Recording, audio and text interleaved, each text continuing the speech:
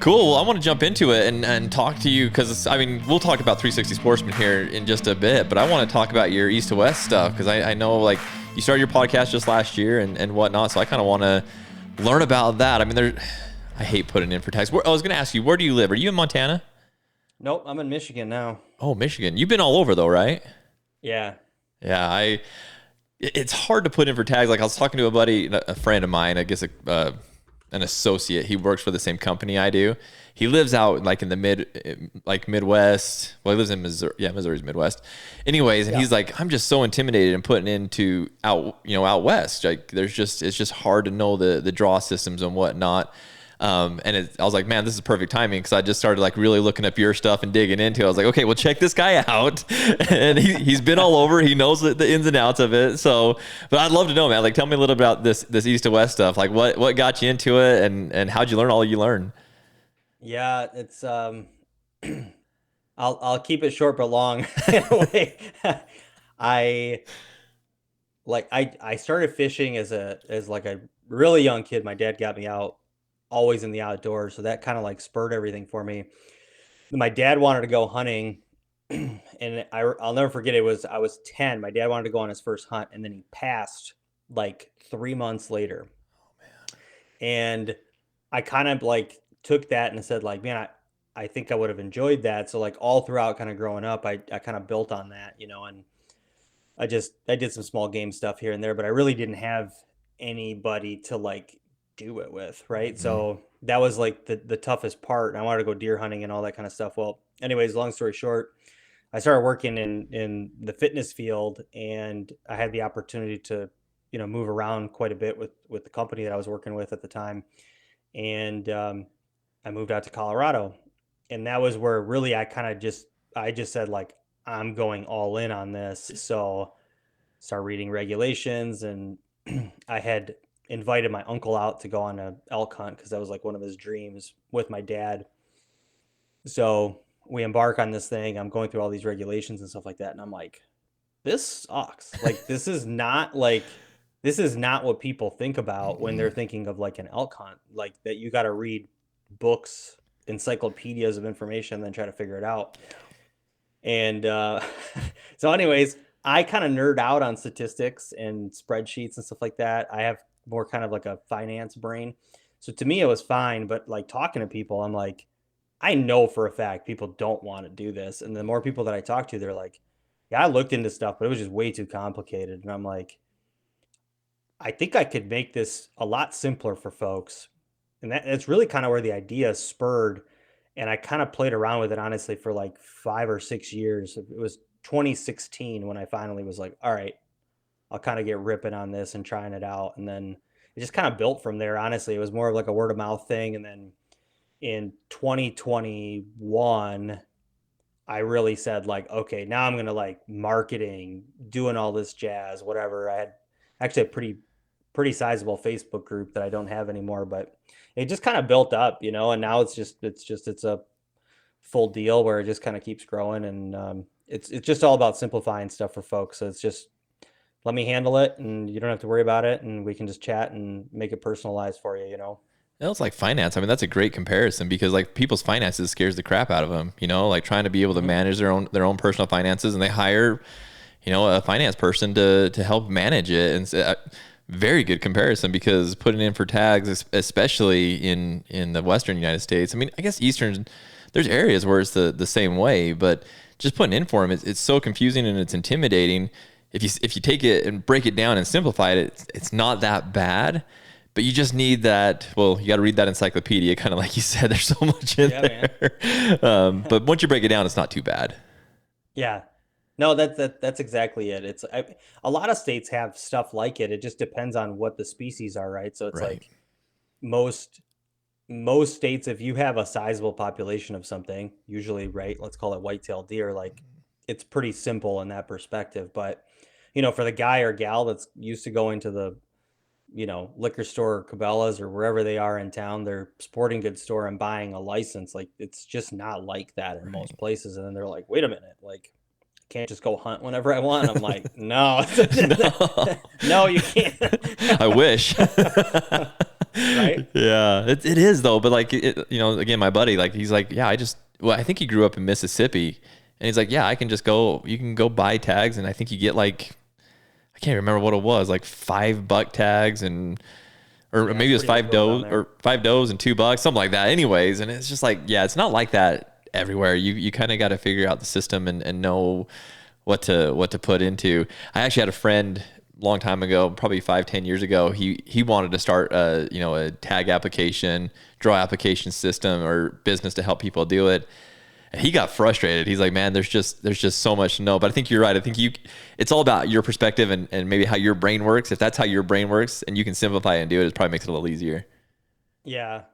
Well, listen, I'll be the first to say it's not easy, right? If it was so easy, anybody and everybody would want to do it. Um, the other thing too is like things change every year, so it's like I'll be the first to tell you, like, you will not know every single thing. Right. It's just not possible because something in the verbiage changed.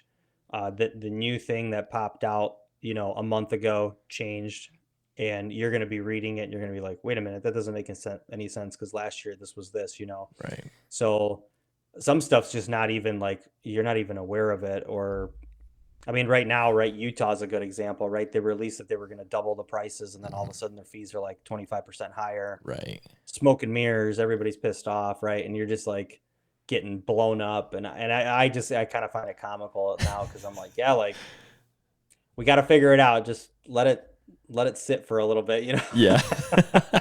So, but I think it's all good. Like you said, you can't know everything. And I think you got to lean on other people to help you with knowing this stuff. And there's some resources out there like you get with you and be able to do it. Like a good friend of mine, he does the zero guide fees. I don't know if you've ever heard of them, but just to make his life a little bit easier when putting in for some of these states so that you don't really have to think about it. It's expensive. Some of these things are expensive to do, but to not have to worry about it. It's just like doing your taxes. I keep bringing this back to finance, Exactly I could do my own taxes, but somebody can do it better than me and get more money back and not get me in trouble too. So same with this, like someone can do it and do better. Well, to make you feel better, I also pay an accountant to do my taxes. So. That does make me feel better. I literally sent all my stuff to my guy the other day because I was waiting on a couple documents and I'm sitting there and I was like, it's literally the same thing. That's exactly the analogy I always use is like, this is like having the tax code to every state down. So I'm like, I just don't want to sit there and screw around with this kind of stuff. And he knows all the inner workings of like what you can do and what you can't kind of a deal. So I'm like, let him deal with it. Just tell me if I owe or I don't and what the deal is, right? So yeah. Are you a one-man show doing this? Are you doing all this alone? Do you have other people helping you with this? No, I had I brought on one other guy. He helped me out a little bit for, I don't know, 5 or 6 months, and he got kind of, I guess, promoted at his current work. I brought him on like 15 hours a week to help out with a certain part.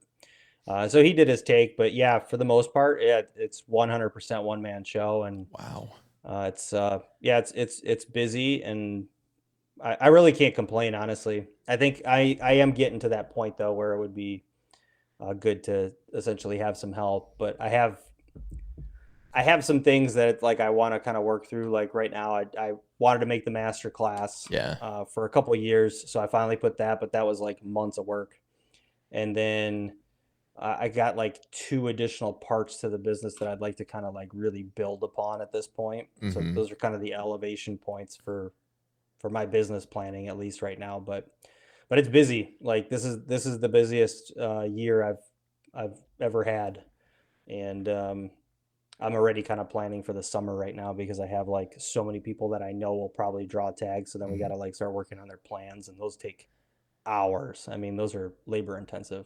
And say right now it's kind of the busy time with all the application seasons going on. And I was looking through your Instagram and showing like you're posting kind of like a hunt planner, like you're posting exactly when certain draws are opening and when they're closing and whatnot. And so, yeah, there's a lot going on right now. So I'm sure it's your busy season, which is really cool. But do you do hunt planning before people get tags, or do you wait till people get tags and then you start the hunt planning, or do you look at like, okay, you're pretty much guaranteed, you're putting in for Colorado, you got 20 points, whatever, what does that look like for you? Yeah, that's a good question. Yeah. So typically, like right now, the only thing that I would be planning for is going to be like spring bear for the most part. Okay. That's kind of active. And then literally yesterday I wrote down in my planner here like pull up everybody's tags that you think they're gonna idea of who's gonna be going in order of whatnot because I do it very labor intensive. So my system more like it's not like I don't do anything cookie cutter and I don't do it for volume. Yeah. Yeah. It's all very individualized. Yeah, so that's what makes it labor intensive is like it's it's not basically the same drawn out plan for somebody that I'm just gonna like spit out to them. Mm-hmm. Uh, so that's how I like to do it, honestly. But Dang. with that, yeah, basically June, July, August, and September, depending on where people kind of fall in the earlier seasons or later seasons, it's just hunt planning time. So basically, once Colorado results come out, that is like the Mm-hmm. last of it for the most part. Nice, nice. I want to ask you about going back to your spring bear comment because you made a post the other day about Montana spring bear, kind of a no-brainer. I mean, you made it sound like that's just something that if you can make the time, go and do it, right? Good. Really, that Yeah. easy, huh? Have you done a bear hunt before, like a spring bear hunt? So no, the only bear hunt I've ever done is I did a fall bear hunt in Colorado, and then I'm headed to Okay. Canada here in a little bit to do a bear hunt. But that's my bear hunting experience right there, which really breaks my heart because I see the bear in your background, and I really want that on my wall. Yeah, that was a good one. That's an Idaho bear. So, Oh, and that was a nice. spring bear. But yeah, I've loved the spring opportunities and like I mean, I don't know how it is for you with your schedule and time off and all that kind of stuff, but like it's unlikely for the average person to take like weeks off consistently within a short period of time. So it's Right. like either you want to get out and hunt more or you want to spread out your vacation time. Like what better opportunity do you have than like have something great that you could do in the spring and then something great that you could do in the fall. So it's to me, yeah, it's a no-brainer. Like spring bear is that opportunity. I will throw one caveat in there if you can deal with ticks. I can handle ticks. I've been covered with them. It's true, isn't it crazy? Like in the spring, they're nasty, man. They are everywhere. Everywhere. It's Yeah, ridiculous. it's crazy. I'm like literally like dumping permethrin on my Uh-huh. clothes just to know that like I might have some shield. It still But I feel like it still doesn't help completely. Like I've sprayed it all over my clothes and whatnot. And in fact, my buddy called me and was talking about one of the trips we're doing. He's like, "Are you putting this on your clothes?" I'm like, "Man, I haven't thought about that, but I probably will." But I swear it doesn't. It's not foolproof. I even if I do that, I still get ticks on me in the spring. yeah. Oh yeah, my last hunt in Montana, I was very diligent of like paying attention. Like we'd walk through like tall grass and I'd be like stopped picking ticks off me kind of a deal. Maybe so soon that the permethrin wouldn't even have an effect on them, Yeah. right? I'm like flinging them off. Hmm. But I think it was the fourth or fifth day we stopped and I remember getting in the truck and I took my gaiters off and I had a tick like underneath my gaiter, underneath my pants, like stuck into like the front of my shin. And Wow. I'm like, man, I'm like, how did he even get there? Right. It's like he had to have gone through my gaiter, through Through my your sock pants. somehow, up my pant, and I'm like, he Wow. probably didn't even go that route. He probably went through my shirt. And say probably like fell down the back of your shirt or something, and just somehow You glad he know? didn't stop on the way down. Glad he got up down there. Well, I Oh, don't know. I. But that's the pain of it. That's probably the worst of a spring hunt.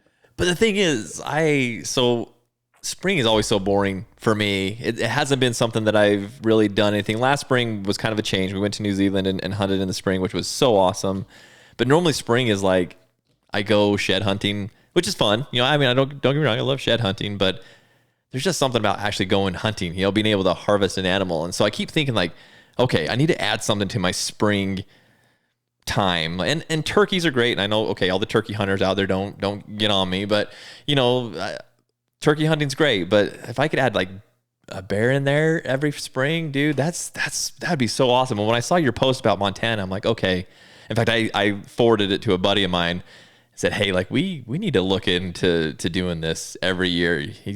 Alex is making it sound too easy. It's not. I don't want it to be sounding easy. So maybe not the hunt's easy, but getting a tag is easy. Yeah, that's honestly what it is. It's like, how often do folks apply, right? You apply for stuff, I apply for stuff, and we're just like, all right, cool. I'm not hunting there this year, but I just bought the license or whatever the case is. Well, like Montana, even if you applied for the general this year, right? Like you're doing very little in respect to like fees that were charged. But if you're gonna apply and you maybe aren't gonna hunt there in the fall, like why not say, hey, I'm just gonna go buy an over the counter tag. I got a month and a half that I can play around with time out there and just get out. And to me, I'm one of those folks that like, I will go on hunts to scout for other hunts. Right. And that's huge. Yeah. And bear hunt's a great time to do that. That's what I've heard that so many times. Like bear hunt's a great time to get out there, see what's out there. You see, antlers are starting to grow and whatnot. So you kind of get an idea of what's out there. Yep. Yeah. Get an idea of the terrain, get an idea of the areas, and the other thing is too, like, you don't have to kill yourself going bear hunting. Like the facade of like the backcountry hunt that, I'm going to go 10 miles in to kill my elk or whatever. Like that's great. But you literally could drive roads and have a really good bear hunt. There's a ton of logging roads in Montana that you can take advantage of. So it can be fun. You can be in a hotel, you can have your buddies, you can make it a good social experience, whatever. Like anybody can do it, which is cool. I think, I see the allure to it. And you got like Wyoming you can do that with, you have other states that you could play around in. I don't know. It's a good opportunity for anybody listening. If you've ever thought about doing it, take advantage of a good bear hunt. Well, there's only so many over the counter tags out there. And I know you've talked a lot about over the counter. In fact, I think you did a podcast on over the counter tags, which I think is, if people listening haven't listened to that podcast, need to check that out. But there's still only so many tags out there that are over the counter. So to be able to find one that you can go do, especially in the spring, I think is pretty unique. So yeah, you kind of got me all excited when I was listening to that post. I'm like, okay, I gotta add this to my yearly. Well, and I have a full-time job. I only get so much PTO during the year, and like you said, I can't take 6 weeks all in the fall. Got to spread that out a little bit. So if I've got an extra week in the spring, man, what a perfect time to go and have a blast. Yeah, your boss would appreciate it, right? Yeah. He listens to this podcast, so he's probably like, yeah, Taryn, I like this. Yeah, you should do that. Thanks for thinking about us. Yeah. Oh, gosh. It's true though, right? Like just think about how much you can get done if you had 6 weeks off straight, but it's just not possible. Yeah. What kind of hunting do you do in Michigan? Is whitetail, I'm guessing, is up there? Do you do bear hunting up there too? Bear's a preference point game. It's actually pretty tough here. Oh, okay. So I got I think this year I got 9 preference points, and maybe I'll draw. Maybe. Good night. So bear's a tougher one unless you're like way up in the Upper Peninsula. They have I would say it's easier to get a tag up there as far as points go, but the reality is like, how often can you go up there? If you're baiting, you want to check your bait, stuff like that, whatever the case is, scout. So to me, I would prefer to have like a 3-4 hour drive than, driving 6-8 hours, whatever the case is. Gotcha. And then pretty much my year round is turkey.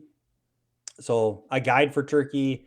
And then I have client groups that I do. I'm sitting here talking crap on turkey, and you're a turkey guide. Golly, what a way to put my foot on my mouth, Taryn. Love turkey. Hey, it's all right. Everybody's got their opinion, so it's cool. I like turkey because, again, it's a spring hunt. Yeah. It can be fun. You can hunt them all day. It's nice to get out early. My daughter just got into hunting 2 years ago. Nice. So this will be her first, I would say, guided turkey hunt, right? We're really taking her out. So she should have fun this year. So just stuff to look forward to, essentially. And then, And then yeah, whitetail, definitely. I would no matter no matter all the animals that are out west, I will still say that whitetail is my favorite thing to hunt. Uh, Really? yep, yep. Whoa, whoa. It's How come? still Why do you say that? it's just I don't know. There's just something about it. If I somebody asked me this the other day, like, what's your favorite animal to hunt and where? I was like immediately I knew where it was. I'm like Kansas whitetail. Like that's it. Like I Interesting. love the like farm with like rolling hills. The topography will always keep you on your toes because you Hmm. think you're looking flat out, but nothing's flat. Uh, Big deer, you got to outsmart them. There's kind of this game of chess that you're playing, and there's just I don't know. There's just like nothing to me like that morning Oh man. get up and feel it, you know. And then second would be mule deer. I Yeah. love mule deer. So, Oh man, I'm gonna have to do. All but right, I'm gonna have to put Kansas anyways, whitetail on the list, man. I want a good whitetail like that one you got back there. Like I would love to get a just a solid whitetail. Like I think they're the most beautiful animal. They're also one of the best tasting animals out there too. I've had good buddies that have given me quite a bit of whitetail, and dang it, it's good. well, you got a good buck on the wall there, and you got a nice head there behind you. So, Oh yeah, I got mule deer all around me. Mule deer's well, and this is my blacktail yeah, from Kodiak. So, but yeah, I love mule deer's great, but man, I feel like the whitetail just tastes a lot better than the than the mule deer. But dude, speaking of taste, this thing was unreal. One of the really. seriously best tasting deer I've ever actually had. I can't even say how good it was. It was amazing. That's one on the bucket list. I haven't shot a blacktail yet, so I didn't know how much I would love them until I got there. Like, cause we went to Kodiak on a caribou hunt. I wish I would have known better. Like, it was a really fun caribou hunt. We did chase it, and my buddies actually got a couple, but they just weren't. They're not really caribou. They're more reindeer. uh-huh. But we started hunting blacktail, and where we were hunting, it was like clearing the tops of these mountains and all these alders and whatnot. It was just a cool little area, and then I mean, just hunting them is so much fun, and they're beautiful, beautiful animals. So yeah, I didn't know how much I would love hunting Sitka blacktail until I did it, and now I want to go and do it again. Like it's so much fun. How long ago was that? That was 2022, so 3 years Okay. ago. Well, 2.5 years ago. Yeah, that's not long ago. You'll get No, back there again for sure. yeah, yeah, for sure. There's some really cool places to go and hunt them too, but Kodiak I think is probably the most fun. You can get out there and just get very remote and away from everything. And we got dropped off in a float plane in the middle of nowhere, and oh, dude, it was such a good time. So yeah, I'll get out there and get it again. Going back to your turkeys though, I will admit I want to get the turkey slam. That is something that I've always wanted to do. Do you have that? No, Wouldn't that be cool? I think that'd be nope. cool to have all of them. Every year, yes. I just had a client reach out. I don't know 2 nights ago, and he's like, "Yeah, I really want to get a Rio. I'm over here for a wedding. Can you get something like booked with some outfitter?" And I'm like, "Woof." Like I got 4 weeks to try to figure this out. It's like I don't know, but he's a diehard turkey guy, and I Hmm. literally was sitting there going like, I can see the allure of the slams, and well, he himself is actually a guy in Florida, so like Oh, so Osceolas are really Osceola. like a big deal. Yeah. He's got an Osceola, so now he's like, okay, I need to get to the Rios, right? So, uh, yeah, I can see the allure of it. It doesn't have to be a super long trip. Hmm. I do think I will chase that myself. I haven't thus far. It just hasn't been as big of a priority for me, but I definitely could see where I'm gonna try to knock that off the list too. I just same deal, man. It's just not enough time to do everything you want. Oh, dude, I'm totally with you on that. There's just not enough time to do everything. No, Yeah, like I think it's no. more the adventure. Like just to be able to say I've been to all, like to go to Florida and hunt turkeys to get the Osceola. I think that would be so cool. I know it's not part of the Grand Slam, but going to Mexico and get one of those golds, like that would be cool. Yeah. Again, just more for the adventure than anything. But some of those birds are very beautiful, though. Well, and you hunt them different too. Yeah. I think that's the real cool piece of it. It's like they all have different behaviors, calling, so on and so forth. But I don't know. Easterns are fun, and like I can go do it every year, and it's super. not expensive, and Hmm. even when I lived in Colorado, like hunting mountain birds was a whole different ball game Yeah. because, you're I I'm sure other people have had different experiences. I had a hard time finding smaller groups of turkeys. Like anytime that I found them, they were like 50, Yep. Yep. you know, and it was like all or nothing. That's a lot of eyes So, looking at you though. Like it's so hard to like not get caught. Whether if you're sitting in a against a tree or you're trying to sneak in or whatever, man, they catch you. They pick you up so fast. Oh, it's oh, it's so hard. That's what I noticed. That we went up to South Dakota one year and hunted turkeys up there, and I noticed that same thing. Like they'd come in just little small 5 to 10 little groups, but here, like outside of my house here, like there's a group of like 100 of them. They're just I'm in Utah. I guess I should have said that I'm in yeah. Utah, and yeah, they're huge groups of them here. I don't know. They're crazy. Hey man, So if you can do it, rock it. yeah. So how do people like? So you still guide right now for turkey? Like people can book with you right now? So I work through another outfitter kind of a deal. So I'll go up and I only do like two a year kind of a deal with him.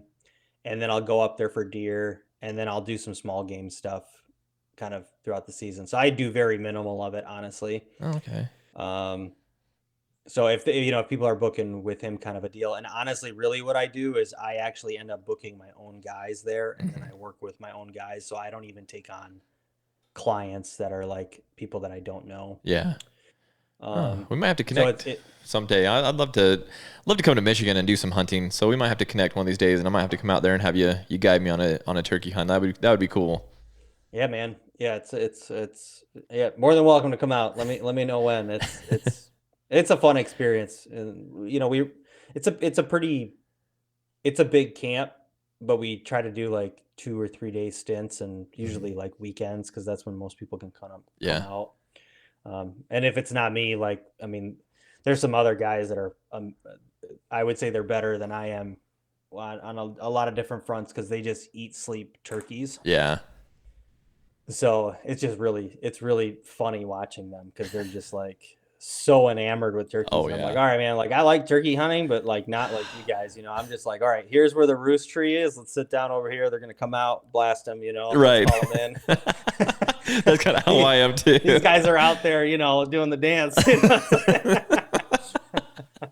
Dude, there's those guys, man. I got a buddy. He lives in Tennessee. That's all he does is turkey hunt. He loves. I think he does the slam every single year. Is his goal is to just do. Oh man. Yeah, he's a freaking nut. Heartland Strutters is his Okay. page, but he lives that. That's all he does. That's all he wants to do, which is cool. I'm like, all right, that's cool. But yeah, I'm kind of like you. Like, okay, they roost right there. I'm gonna go sit right here and try to call them over to me so I can shoot them. That's pretty much how it goes for me. Yeah. Yeah, that's nothing wrong with that, man. I applaud that. What landed you in Michigan? I was going to ask you that. That just out of all the places you've lived. I mean, nothing against Michigan, but what took you there? Yeah, yeah. Honestly, I never thought I'd be back. So I grew up in Michigan. Um, and so I was born in Europe. My family moved here when I was really, really little, and then my family started in New York, and then we kind of all got into Michigan over here, Detroit. Huh. Back in the day, like Detroit was a big deal, Yeah. automotive, that whole deal. Oh yeah. And then I almost like underappreciated Michigan, to be honest. When I moved, I was like really kind of seeking out to get into the West. So I had the opportunity to get out there. My wife and I had moved, and then, um, well, at the time, not even my wife. It was kind of like the leap of faith. It was kind of like if she's moving, like this is for real. Yeah. So she was like, yeah, let's go. So that was kind of the chance, and then we bounced around. So we were in Colorado, Maryland, Virginia. So we were like in the DC area. Then we were in Vegas, and then our kids started getting older, and Mm-hmm. it was just like, okay, well, it's cool to everybody visit us and all that. I was starting to get frustrated because I'd either be traveling to hunt all the time, or I was traveling back to Michigan to go see family. So I was like, how do I hunt more? Oh, let me eliminate the travel, the family. Right. Yeah. So it was So good. back to Michigan with the family for the kids, and now we got like way more support, Yeah. and I Uh, can I can work more and be away more. So it really kind of works out. And uh, to that appreciation thing, I mean, I don't know how it is for you in Utah. You guys have a really nice area over there, but I didn't appreciate all of the outdoor resource that we have here. mhm. Like people from Indiana, Ohio. I mean, you get people from, Missouri, Illinois, whatever the case is, but people come to Michigan to do stuff. Yeah. And it's just kind of right under our nose, and you just like you're around it so much where you're just like, yeah, it's just everyday life, and now I'm like, I'm gonna go backpack, I'm gonna go hike, I'm gonna Yeah. go camp, I'm gonna do all these things. There's so much to explore. And yeah, it is a little bit of a heaven here for us, so it's nice. And then I don't know, I like to joke around that I'm only 4 hours away from anything else that I want to hunt, so Right. I can, it's I, okay. no, I'm with you on that. I think that I take Utah for granted. We moved out to Colorado. We lived out there for 7 years, and then moved back to Utah. Kind of same situation. Want to be close to family. Want to have the support. All those fun things. Not that Colorado and Utah are that different from a landscape wise, but like there's all these parks here. Like Bryce Canyon's in my backyard, and Zion's Oh back. yeah, Not very far away. Canyonlands. All these parks are here.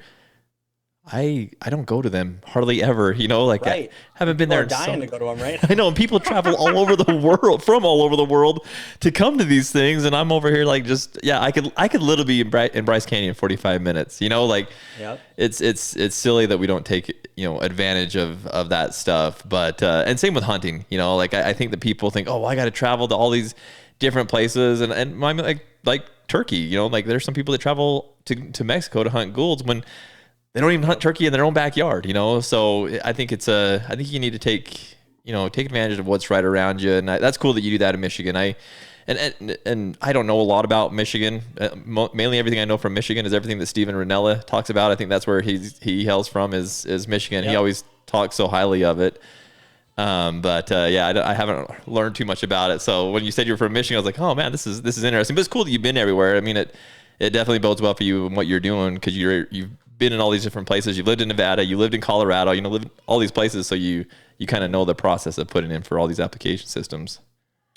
Yeah, I mean that definitely, I would say, helped. And I've hunted quite a few different areas. And then yeah, the blessing is, I literally, if I have a laptop and a headset and an internet connection, I can work. So it's just like that part's cool. And I would say that the real knack is kind of to the idea that what we were talking about, the masterclass thing. So kind of putting together a simplistic fashion to help clients and all that, but mapping, Mm-hmm. e-scouting, and then actually like real life experience of those things, putting those three things together, there is a patternable thing that you really can kind of put together there. So I'm sure you've hunted and start seeing patterns of, Mm-hmm. in September, this animal is going to be doing this. Yep. Yep. Where are they here? And let me emulate it somewhere else. So it's Yeah. like that becomes kind of an art. And that part's, I would say, super cool. And there's no better feeling than like looking on a map. Like I had a client send me a map. This was last year. He's like, all right, I've never hunted this area. Let's kind of plan it. He was not doing a hunt plan. He literally was like, I just want you to look at my plan and tell me if this is right. And I literally like looked at it for 5 minutes. I sent him one pin.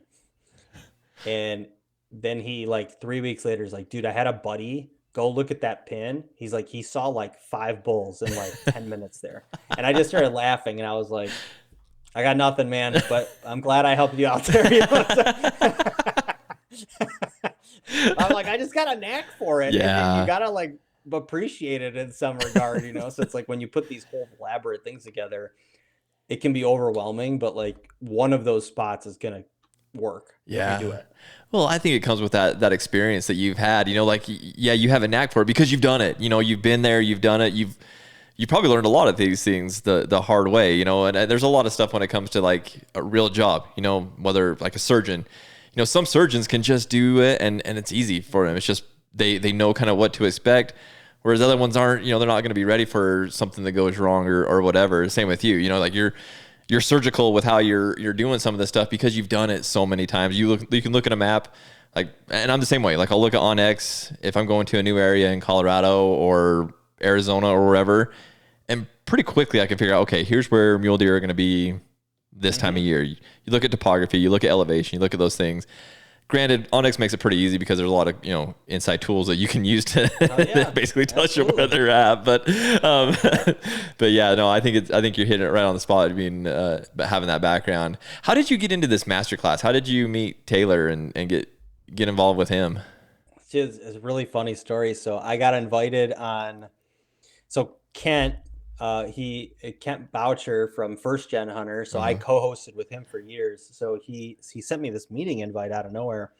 He's like, hey, like, I want you, to join me on this podcast if you can. So I got this thing of like, try to say yes. Like if you can, try to say yes. Cause I think it's so easy for us to always be like, yeah, I don't got time for that or whatever. To always make it a point. I'm like, I'll figure this out. So I ended up, I'm like, all right, dude, like I got my last meeting, like I'll make this. So I jump on there. Taylor's on there and we're talking and I was just like, I should probably one off with him because I think we could do an episode separate just on his stuff. Cause we were kind of all over the place with what we were talking about. And all good stuff, but it was kind of like, there were four of us on the podcast and I was just like, all right, like, like, you got an episode, you're talking about one particular thing, it's a lot easier to follow, right? Right, So right. I reached out to Taylor. I was like, hey man, like you want to come on next week? Like I'd love to talk to you. And kind of behind the scenes, I was just like, man, I not thinking of it, like not about Taylor, but I was already involved with behind the scenes. Like I had purchased like putting together a master class, doing all these things. I was kind of educating myself on like different platforms, so on and so forth. And then Taylor after the fact's like, dude, he's like, we really could use a tag application like masterclass. And I was like, all right.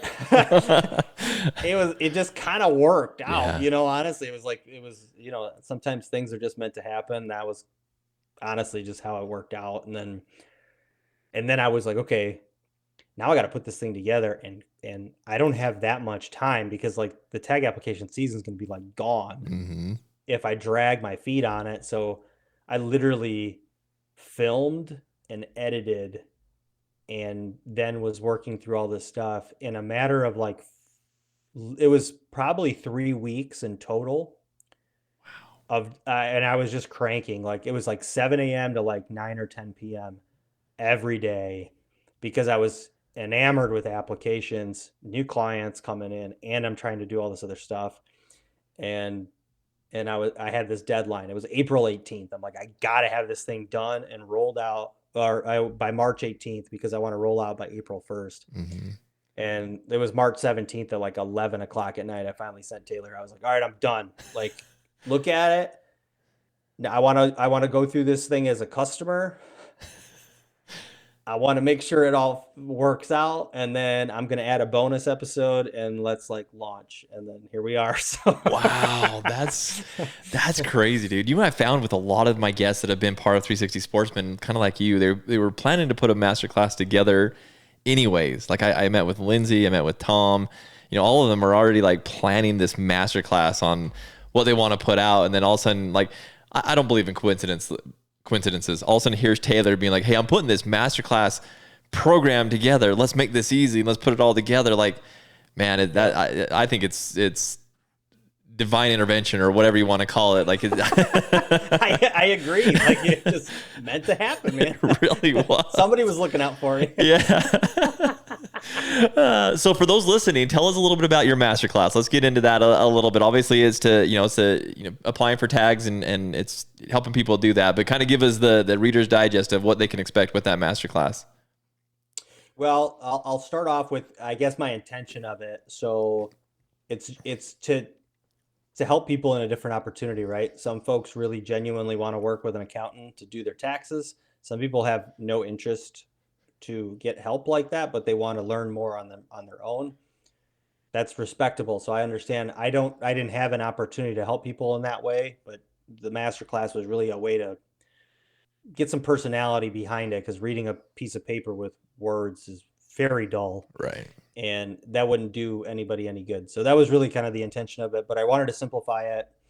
So it really is simple. Here's what it is. It's really breaking down the basics of understanding there's going to be different words that are used interchangeably, right? So I use tags for everything. It drives people nuts because they're like, but they're Their licenses licenses, and their they're permits permits. and they're this. I'm like, who gives a crap? Yeah. They're all tags. Like, Right. they're all tags, right? Like, at the end of the day, you're tagging an animal. That's your tag. Yep. A license is what you got to buy to give you the opportunity to even get any of the other stuff, right? So I'm just explaining the verbiage so people really understand the basics, because that's where they get confused right off the bat. And then we're kind of just developing, like, okay, from terminology to understanding all the point systems, the lotteries, all that other stuff, to then I actually break it down. I start using 10 different states as examples. So what it is essentially it's a teaching method of basically like, hear it out, look at it, but now I want you to go do homework. Here's what it's not. I'm not spoon feeding you 50 different states of how to go do your applications, because you're never going to learn it. And then next year it's going to change. And then you're going to be like, what do I do? So the whole point is like, take this information, start looking at the similarities.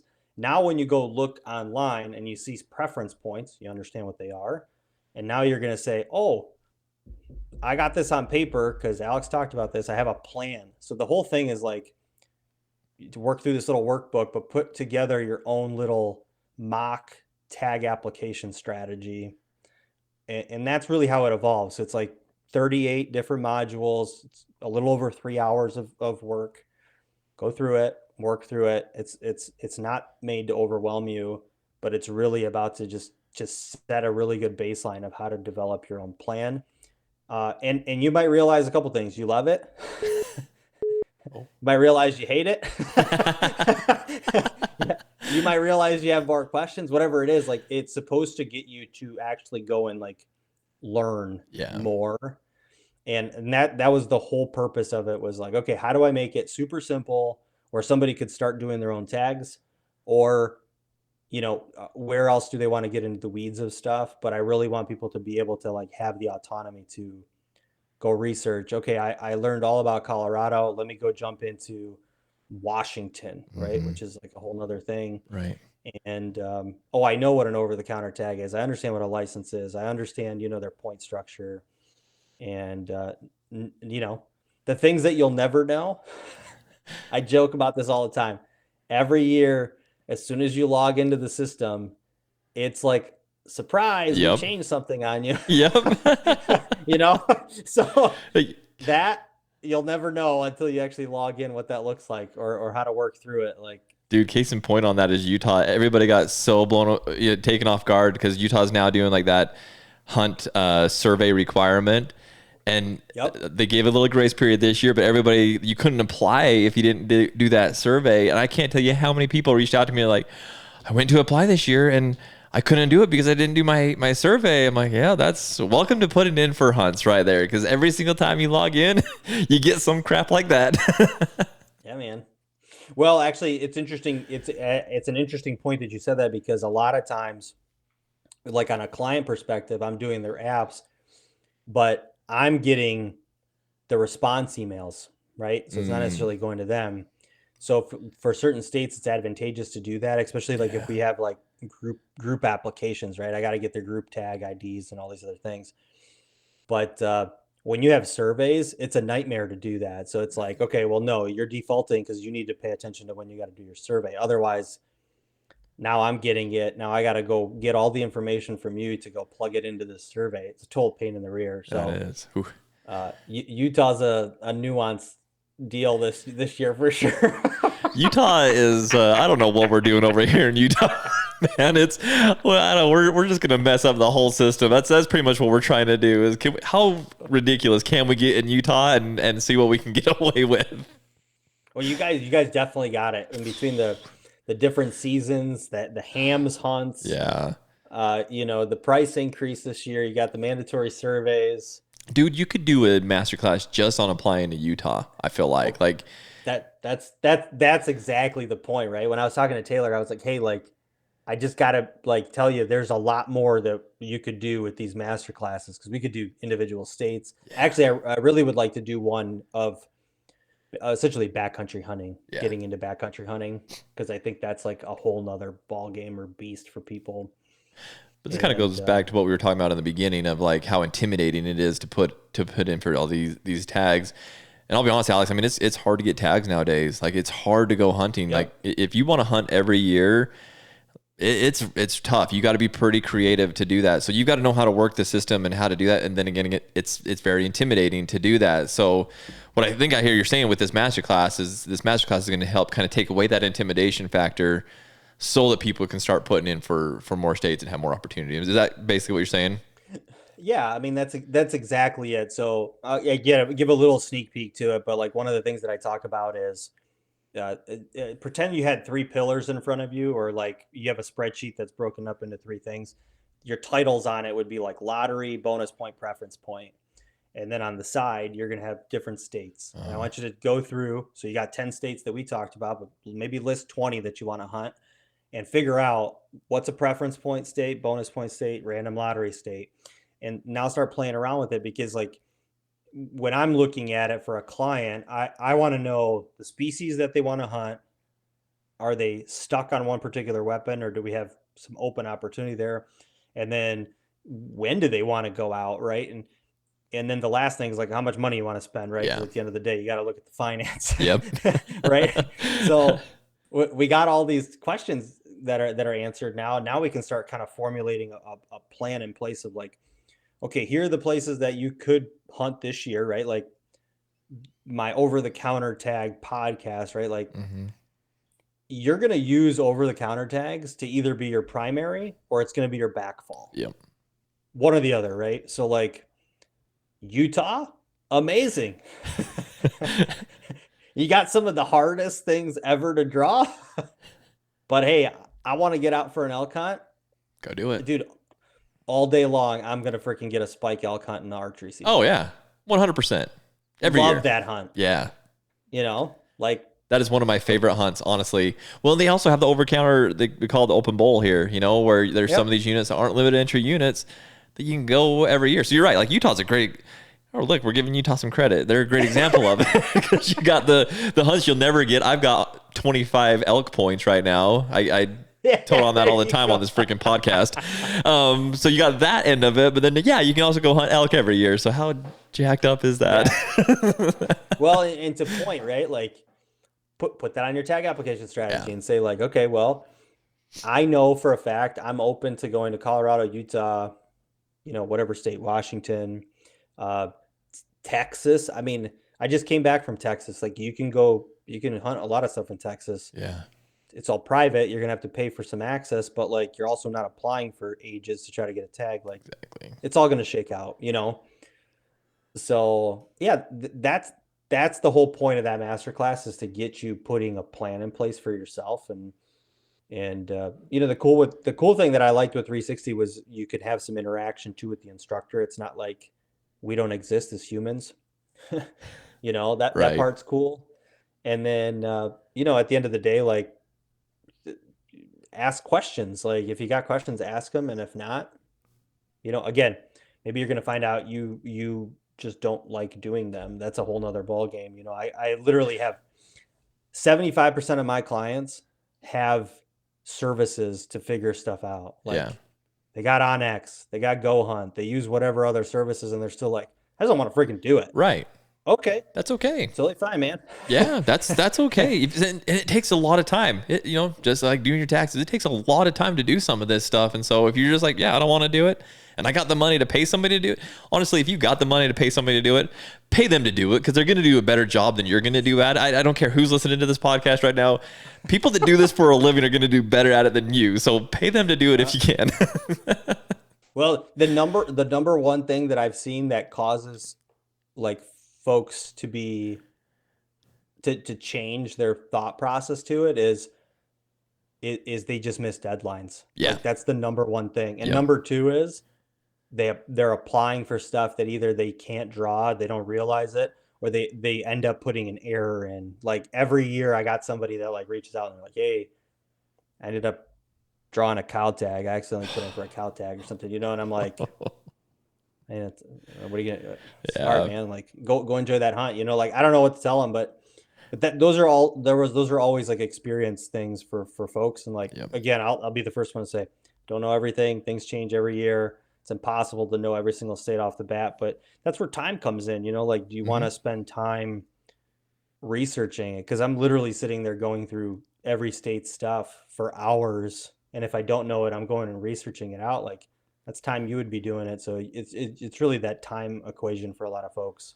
That's why I say, like, if you got the money, and time is money, honestly, if you're thinking about the time, like, so it takes me 8 hours to look through Colorado's regulations. Well, if I take that 8 hours and put my hourly rate to that, you know, I could probably pay somebody to do it for me, you know? So like, it's just like yard work, you know, if you're doing yard work, you can usually pay somebody to do it in the time that you're gonna do it. They're gonna do it faster, you know? So really, when you think about it that way, it's worth it to pay. But also, I also like DIY guys that want to just go and do it and learn it themselves. So having a masterclass to be able to kind of kickstart them on that and be like, okay, yeah, I'm going to learn how to do this myself. I'm going to learn from someone that actually knows what they're talking about.